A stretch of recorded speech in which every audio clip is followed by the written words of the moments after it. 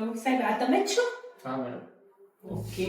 અને આવી આ અને આ વાવ શું વાત છે, કેટલું સરસ રિઝલ્ટ છે.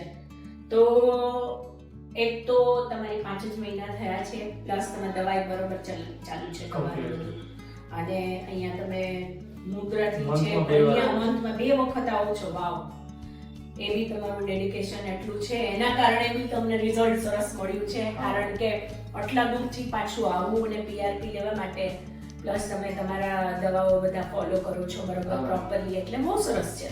તો તમે થોડું કહી શકો છો તમારું કેવું રહ્યું એક્સપિરિયન્સ અમારી સાથે ડીએનસીસી સાથે? હું એટલું કહીશ કે ડીએનસીસી ની અંદર અગર તમે જો ચાહો છો તો ડીએનસીસી વાળાનું રિઝલ્ટ બહુ ખરેખર સારું છે, અને રિઝલ્ટ સારું છે પણ એના માટે તમારે પણ કેર કરવી પડશે. ડીએનસીસી ના કહેવાથી કે બધું સારું થઈ જાય એવું નથી, પણ આપણે કેર કરવી પડશે, આપણે ધ્યાન રાખવું પડશે, જેના હિસાબથી રિઝલ્ટ અને દવા બે મિક્સ થઈ તમને રિઝલ્ટ ટોપ મળે. સો બહુ સાચી વાત કરી તમે.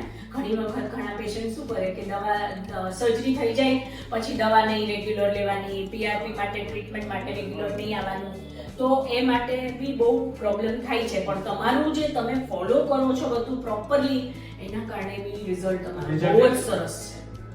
Thank you so very much.